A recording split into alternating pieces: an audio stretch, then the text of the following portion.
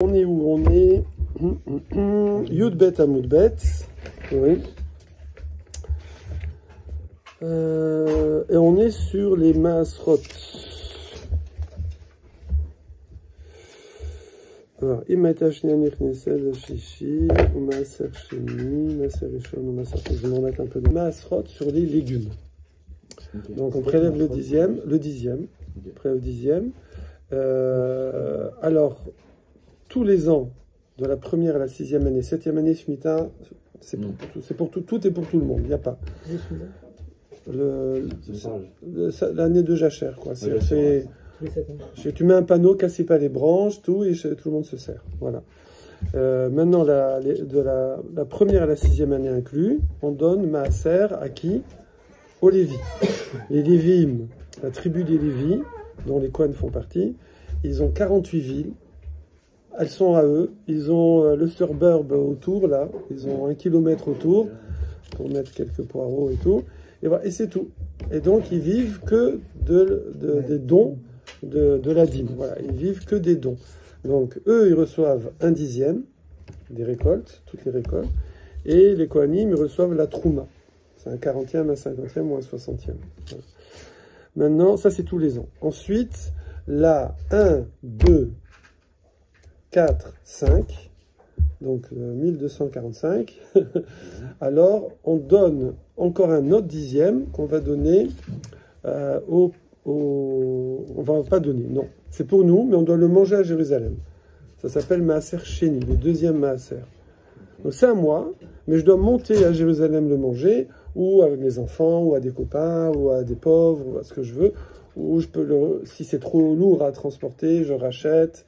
Et j'achète de la nourriture, je rachète avec de l'argent, je monte l'argent et j'achète que de la nourriture, pas des chaussures. Donc pour les 6 années, le Maaser Rishon, il ne change pas? Il ne change pas. Après, le Maaser Sheni, 1, 2, 4, 5. Bah, donc les années, genre. Non, il reste 3, 6. 3, 6 et 7. Il reste 3, 6. Alors 7, il n'y a rien, parce que c'est Shemitah. Okay. Et 3, 6, c'est pour les pauvres. On ne donne pas Maaser Sheni, donc je ne prélève pas pour manger à Jérusalem. Et je vais donner 3 à 6 aux pauvres, 36. Et les pauvres, ils ont pas, les autres années? Les autres années, alors, ils ont d'autres choses. Ils ont leket, PA, Shira. C'est par exemple, quand on moissonne, là, hein, c'est pas avec la moissonneuse-batteuse, c'est avec la serpe, oui.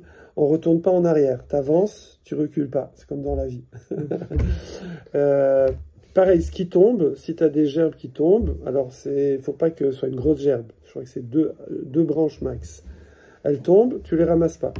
Et les pauvres, ils sont là, ils guettent. Ils sont au taquet, hop, ils viennent dans les champs. Et après, à PA, il faut laisser le dernier coin du champ pas récolté. Et c'est eux qui récoltent. D'accord? On voit l'histoire de Ruth, comme ça.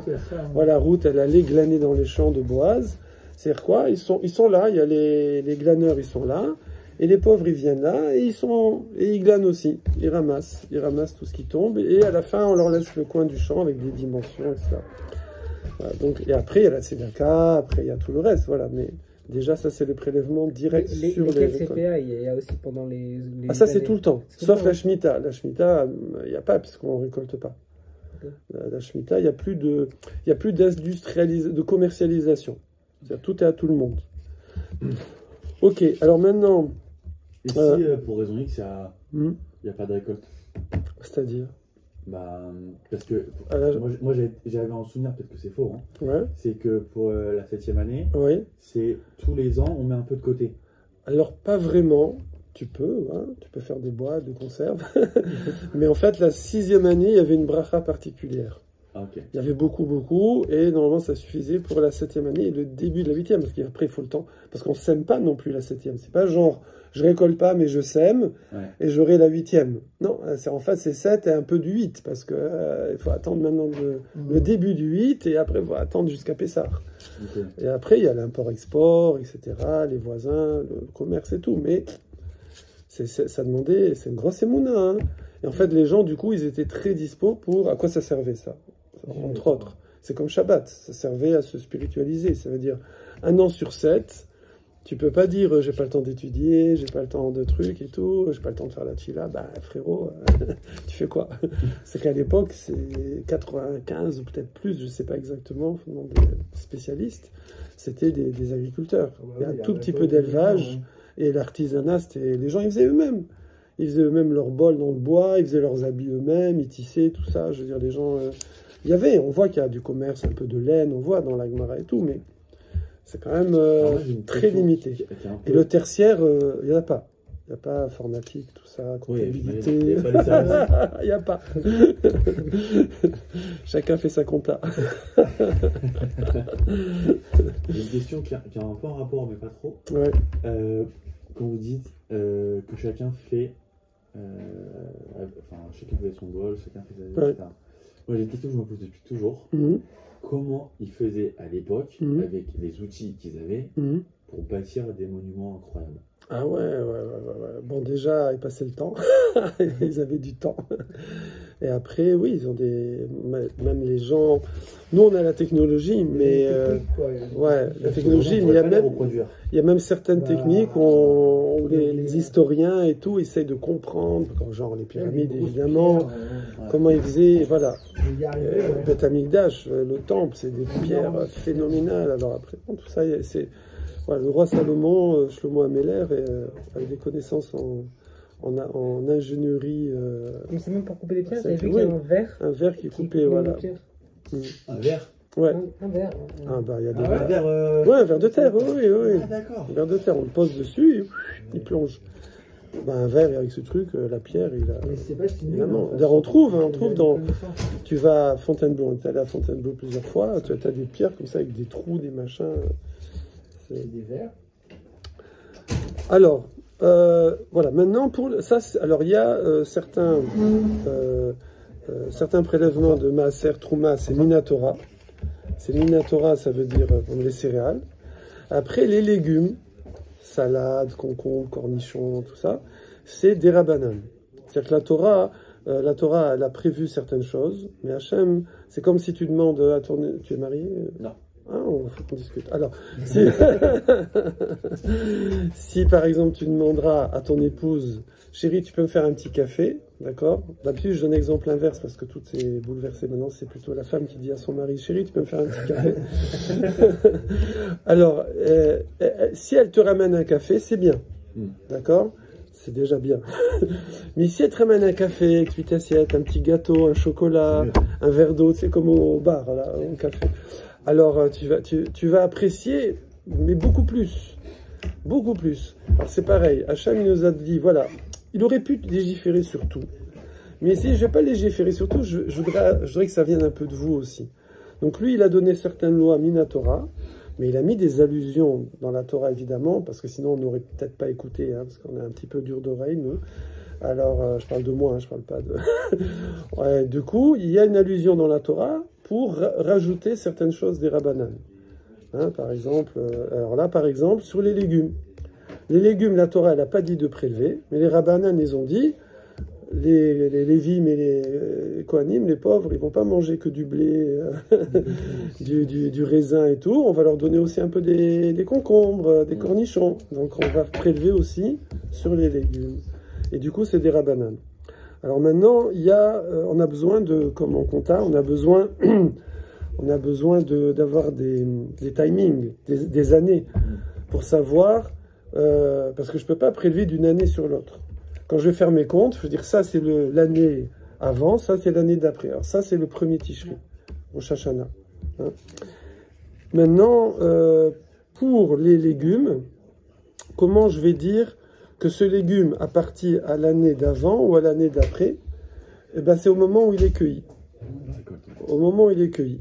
Donc s'il est cueilli avant Rosh Hashanah, c'est l'année d'avant, après, il ne faut pas que je les mélange. Voilà. Maintenant, on a vu également que ce prélèvement, ça fait une petite révision là d'hier, on se remet dans le bain, on a vu également que... Il y en a un qui est dépendant des bottes et l'autre... Voilà, c'est ça, voilà. C'est que la Torah aussi, elle a fait comme ça. La Torah, même dans le blé, par exemple, il y a un moment où je dois faire mes prélèvements dans le process du blé. Avant, je peux manger araï, ça s'appelle. Ça ressemble. Arai à l'arrache. Arai à l'arrache. Oui. C'est japonais, ça, Arai.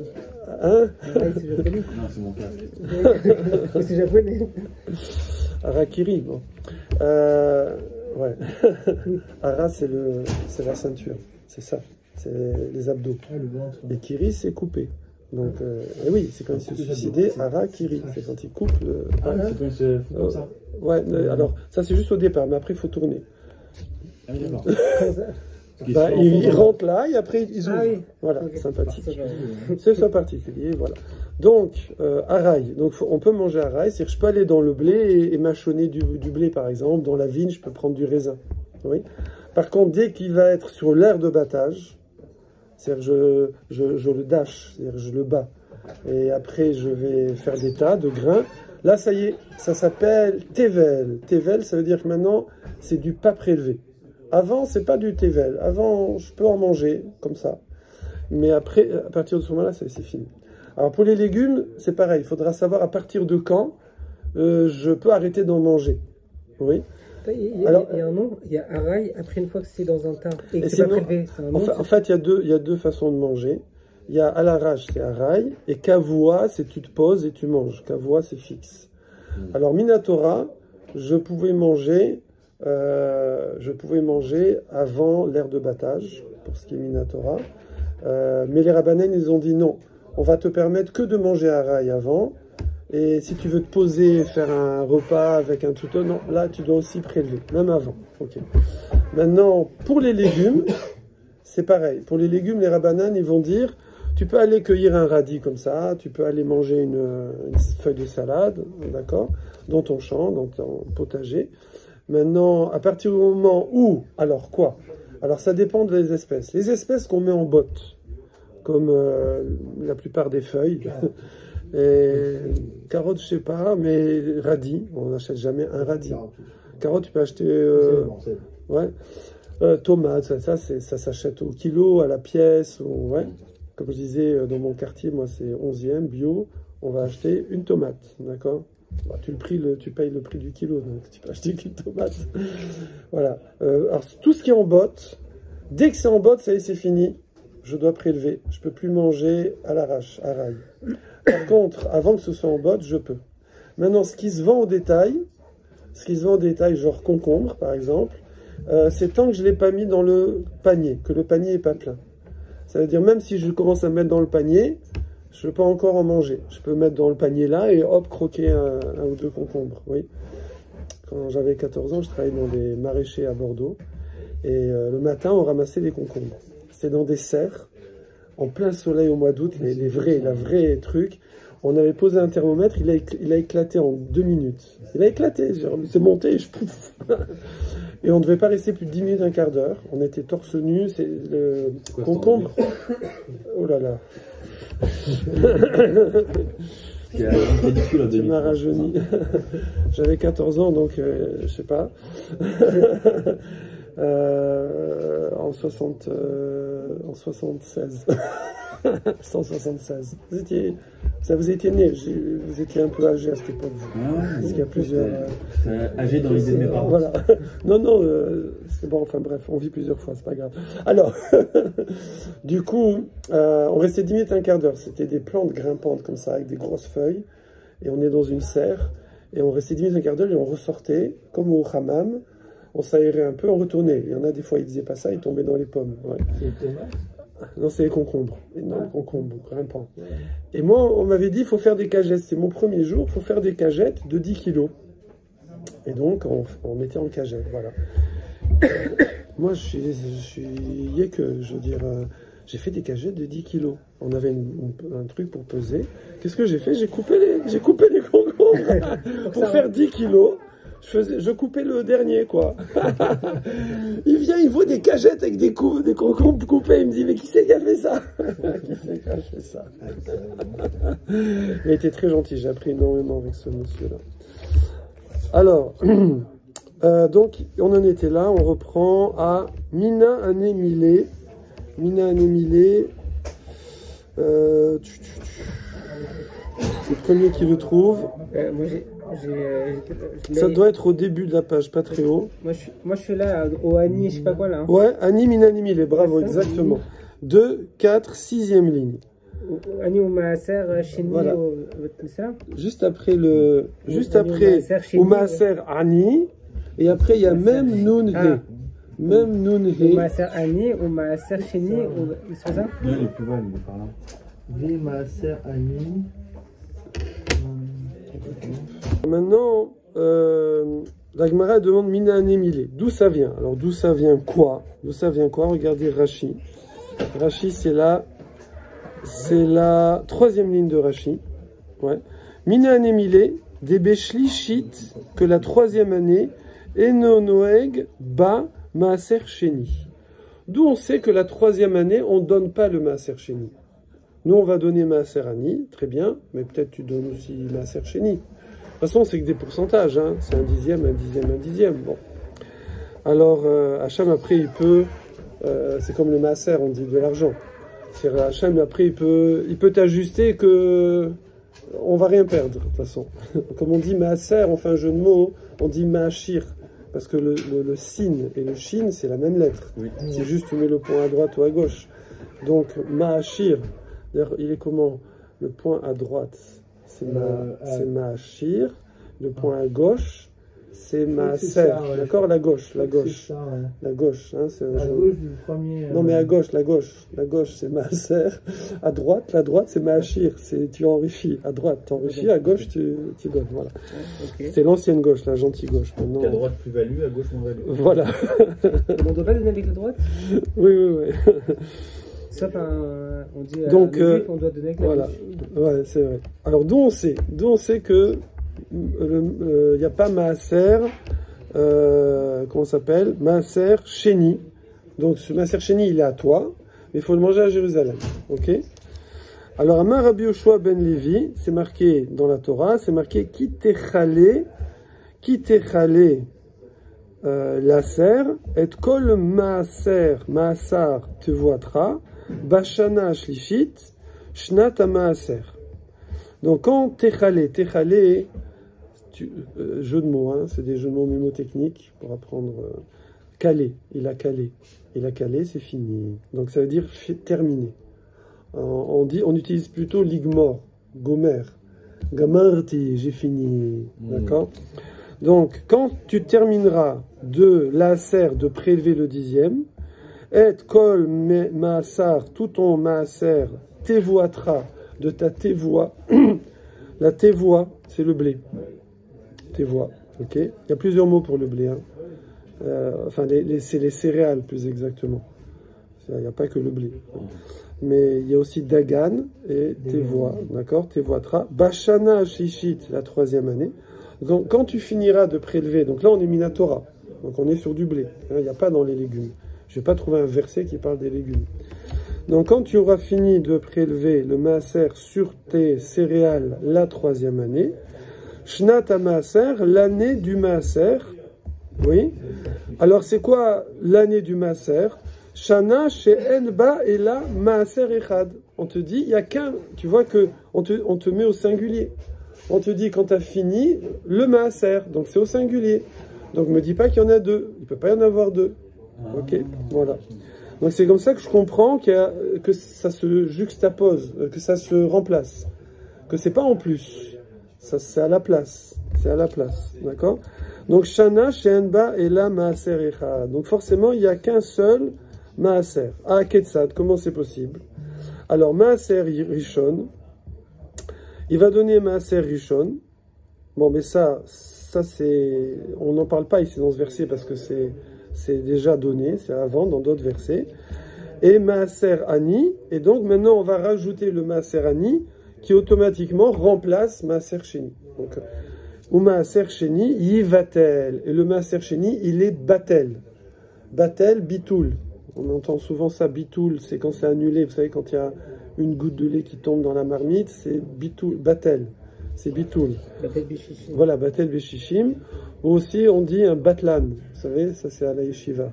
C'est quoi? On dit arrête de faire le Batlan. C'est quelqu'un qui fait rien, qui étudie pas assez, qui chauffe les bancs, on dit. putain, Batlan. Voilà. Non, il ne faut pas dire ça, hein, mais. Il y a beaucoup de Batlan. Non, il n'y a pas de Batlan. C'est l'insulte de religieux. C'est l'insulte de religieux, voilà. C'est la suprême insulte. En français, ce serait genre un bon à rien, type. Voilà, quelqu'un qui ramasse les glands. Alors là-dessus, la Gemara dit attends. Alors la Gemara, elle n'a pas de. La Gemara, elle n'a pas de. Comment on appelle ça? Elle n'a pas de préjugés, je sais pas, elle n'a pas. Il n'y a pas de tabou. Ça veut dire, elle va des fois pendant 2 pages, on ramène un verset, et bon, ça va, c'est bien, ça passe tranquille, et là on dit non, mais qui te dit que, qui te dit que, qui te dit que, qui te dit que. Elle veut chercher, elle n'a peur de rien. Donc elle dit oh et non, peut-être que non, peut-être que c'est pas comme ça qu'il faut comprendre le verset. Et là, Af Maaser Rishon Nami va-t-elle? Ah, ce serait sympa ça. Enfin, je sais pas. Il dit peut-être que même le Maaser Rishon, il disparaît. Tu me dis c'est au singulier. Après, vous avez vu, je vous ai fait une petite entourloupe. Je vous ai dit bon, le Maaser Rishon on l'a déjà donné. Donc de quoi on parle? Du deuxième. Et le deuxième, c'est Maaser Sheni. Et là, on a rajouté Maaser Ani, du pauvre. Donc, ça ferait 3. Mais je ne parle pas du premier. Donc maintenant, je rajoute, j'ai Sheni et Ani, mais je vois que c'est au singulier. Donc, je comprends que le Sheni, il est Batel, on arrête, et donc il est remplacé par le Ani. Ok? Voilà, c'est ce qu'on a fait. La Gemara dit, non, peut-être que le Rishon aussi, il est remplacé. Peut-être celui d'avant, là, puisque c'est marqué au singulier. Il n'y en a plus qu'un. Donc, il n'y a plus que Maaser Ani. Tu donnes même pas le Rishon. Le Rishon, bon, là je vous ai dit la halacha, mais là on est en train de savoir d'où ça sort. Mais le Rishon, on a dit qu'on le donnait les 6 ans. Quoi qu'il arrive, il n'y a pas de timing. Et on le donne à qui? Aux Lévim. D'accord? À la tribu des Lévis. Donc ça c'est... Ouais. Mais là, la Gemara est en train de remettre ça en question. Moi je vois qu'à un moment j'ai un verset. On me dit le Maaser de la 3e année, c'est au singulier. Donc moi je dis, monsieur le religieux, je suis désolé, la 3e année, j'en donne qu'un. Donc je donne plus le Sheni, ça c'est, on est d'accord, mais moi je donne plus le Rishon non plus, je donne plus celui du Lévi. Il y a Sheni, Rishon et Ani. Exactement, voilà, exactement. D'accord, Rishon au Lévi, c'est le first, Rishon. Ensuite, Sheni, c'est le 2e, mais il est pour moi, mais je mange à Jérusalem. Et Ani, c'est pour le pauvre. Et celui des Cohen, c'est pas... Cohen, là, on est sur le Maaser, et Cohen, ça s'appelle Trouma. Ah, ok. Alors, on a dit hier. Mais c'est pas un prélèvement, c'est un prélèvement? Si, c'est aussi un prélèvement. Ah, donc le Maaser, c'est pas un prélèvement? La France s'est inspirée de ça. Oui, exactement, voilà. Mais en fait, C'est pour la tribu de Lévi, c'est aussi pour les Cohen qui sont inclus dedans. Non, alors, par contre, non, les Cohen, c'est vrai que c'est des Lévi'im, de base, ils sont un tribu de Lévi. Des fois, même dans la Torah, on les appelle Lévi, ça arrive. Mais ils reçoivent, non? Mais ils ne reçoivent pas le Maaser. Ils reçoivent que la Trouma. Et les Cohen, ils sont oui, tu peux. Hein? Ouais, mais eux, c'est à part. C'est à part. En plus, on a dit hier, c'est un peu particulier, parce que d'après la Torah, là encore, on voit que Hachem, il attend de nous qu'on rajoute un peu, ouais. C'est que, mais c'est comme les impôts, si on disait, bon, tu payes tant d'impôts, mais si tu veux, tu peux rajouter. Pour montrer que tu veux développer la France, ouais. Alors, c'est que, Minatora, tu lui donnes un grain au Kohen. C'est-à-dire que Maaser, c'est Assar, c'est 10. Il y a la mesure dans le nom du prélèvement. Le nom du prélèvement te dit combien. Trouma, ça veut dire, Trouma, Romem, c'est élevé. Ramot, oui, c'est sur les hauteurs de Jérusalem. Enfin Romemut, élévation. Donc Trouma, c'est élevé, parce que quand tu prélèves, tu prélèves, tu lèves, oui. Donc Trouma. Et donc, d'après la Torah, c'est un grain. On a dit hier, les champs américains, là, bon, c'est en Israël, hein, on ne prélève pas en dehors d'Israël, mais imagine, tu lui donnes un grain. Il dit merci, monsieur Cohen. Mais les Drabanan sont venus, ils ont dit non, on va faire plus sympa, on va donner un 40e, un 50e, un 60e. Donc on donne, il a 40 quintaux de blé, il donne un quintal de blé. C'est le tout premier prélèvement, ça? C'est la Trouma, oui. Je ne sais pas, est-ce qu'il y a un autre Trouma Maaser, ça je ne sais pas, il faudrait voir. Mais il faut donner les deux, de toute façon. Alors je ne sais pas, il faudrait voir. Vous avez dit que c'est au singulier, donc il faut donner 15. Alors, de qui? Vous avez dit qu'il faut donner 2, mais tout à l'heure vous avez dit, c'est marqué que c'est au singulier. Voilà, alors c'est là, maintenant on est là. C'est ça la question qu'il demande. Nous on sait qu'il faut donner les deux. On sait qu'il y a toujours deux. Rishon tout le temps, et après soit Sheni, soit Ani. Ok. Voilà, nous on sait. Bon, c'est la halakha, mais là on voit d'où ça sort. Là maintenant, Agmara, elle dit, peut-être que justement, comme c'est au singulier, t'en donnes qu'un. Donc quand tu donnes le Maaser Ani, walou le Maaser Rishon. Ouais, par l'arabe, ouais. Alors, Il faut que j'apprenne, c'est pour rester dans ce pays. ben, c'est ça. Hein. Rishon Nami, prenez français en deuxième langue. Alors, en L2. Rishon Nami Yibatel. Donc moi je dirais que le Rishon, on l'annule. On l'annule. Pourquoi pas? Alors, Vétika Janada Maser, Mishum Shan Noek Ba et le Maser Nana, Ainu Maserani, Venatata la Lévi, la guerre des Atom Almana.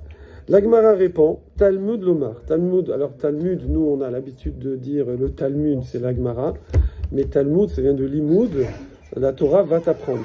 Mais là, c'est la Torah écrite. C'est la Torah écrite.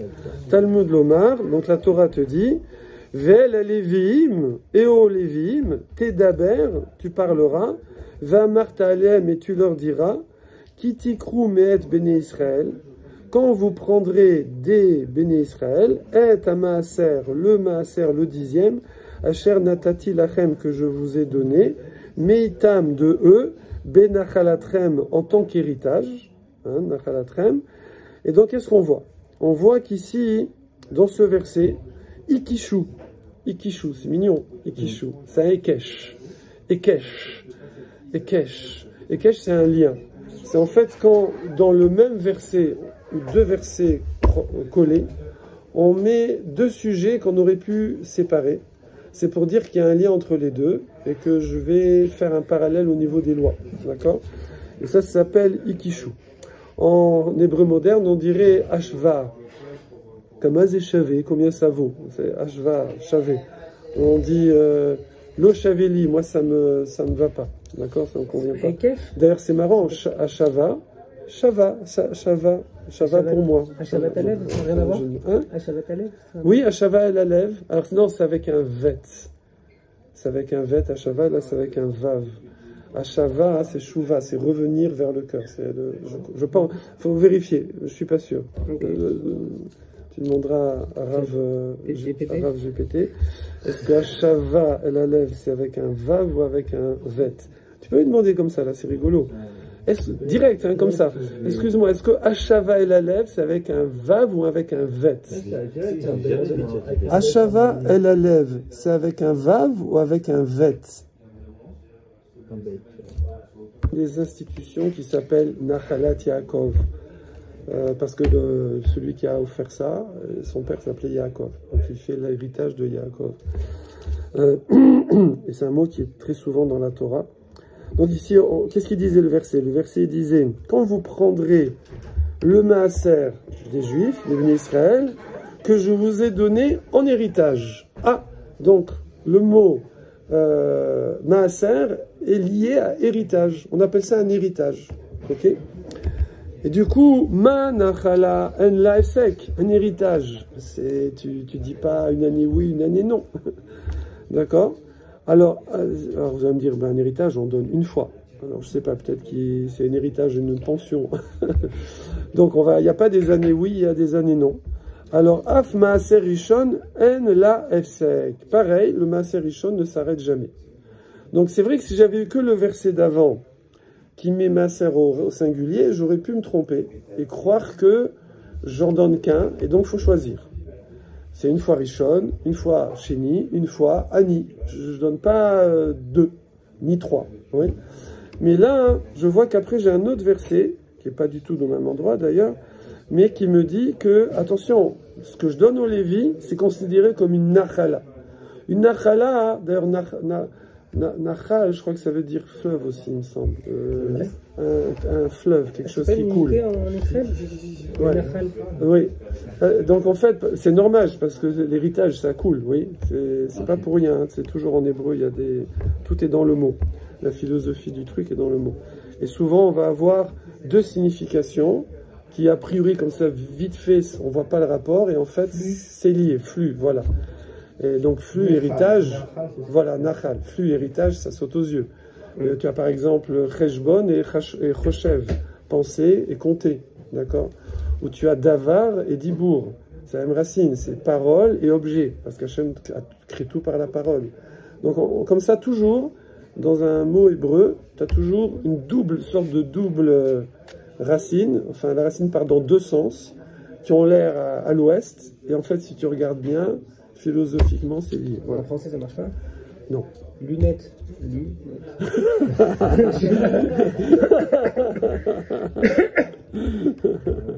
Non, c'est... Alors, voilà. Alors, attends, juste petite anti-sèche, 9.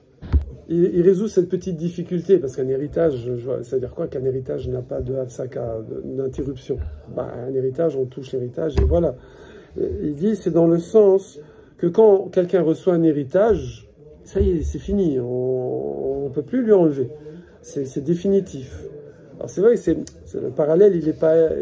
Mais c'est pour dire, tu peux pas lui enlever. Ça veut dire, ça y est, c'est acquis, donc c'est tous les ans. Hein, c'est un petit peu, c'est pas direct, mais voilà. Évidemment, les Mefarshim, le Touré Even, etc., le Rachash et tout, ils disent, ah, pas attention, c'est pas si vrai que ça. Pourquoi c'est pas si vrai que ça? Et là, vous pouvez trouver. Mettez en commentaire si vous trouvez pourquoi c'est pas si vrai que ça. La Shemitah. Voilà. Voilà. Donc voilà, les commentaires, Touré, Even, etc. Ils disent, attention, c'est pas si vrai que ça. C'est quand je donne toujours au Lévi. Maaser Rishon. Mais il y a des années où on donne rien. Ni Trouma, ni Maaser, on donne rien. Pourquoi on donne rien? Pourquoi on donne rien? Là, on donne pas le Maaser. Mais ça s'appelle pas une hafsaka. Pourquoi? Parce que de toute façon, on donne à personne, on donne rien. Donc c'est pas que je donne à certains et j'ai arrêté de donner à lui. Si quelqu'un il voit que je donne aux autres et je lui donne pas à lui, il va dire pourquoi moi je n'ai pas? D'accord, mais si je donne à personne, il a dit ok, aujourd'hui il n'y a pas de distribution, donc c'est bien. Maintenant, on va aller comme ça un peu. Encore une fois, mettez en commentaire. Pourquoi on donne rien l'année de la Shemitah? On veut dire philosophiquement comme ça en punchline. Pourquoi on donne rien l'année de la Shemitah? Alexandre, parce que pour montrer que rien nous appartient. C'est magnifique. Oui, c'est ça. En fait, j'ai quoi? J'ai un champ, j'ai des récoltes, j'ai trucs. Qui fait que j'ai un champ? Qui a fait que j'ai eu un champ?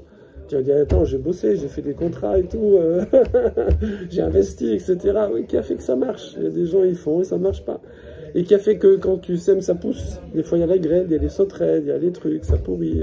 Donc, qui a fait tout ça? C'est Hachem. Donc, ça, c'est vrai, tu as fait, comme on dit, toi, tu proposes, Hachem dispose. D'accord? Mais donc, tu es simplement, tu es comme un, on dit, tu es comme un qu'on appelle ça? Ouais, tu es comme un prolongement. Un soldat. Allez, on le met en ligne, celui-là. C'est comme dans Magnum, d'accord? On n'a jamais vu le proprio de Magnum. Lui, il roule en Ferrari, il a des palaces, des machins. Mais en fait, lui, c'est le gardien de la maison dans Magnum. Vous êtes d'accord? Je ne l'ai pas vu maintenant. Ah bon? Lui, en fait, c'est le gardien. Okay. Mais le proprio, on le voit jamais. Et des fois, on croit qu'on va le voir. Tu sais, il dit, voilà, il y a le proprio qui arrive, et hop, là, le feuilleton, il s'arrête. C'est la fin de l'épisode. Voilà, c'est comme la femme de Colombo. On la voit jamais. Et donc... ben là, c'est pareil. Toi, t'es que l'utilisateur de ça. Hachem, il te confie les choses et tu dois.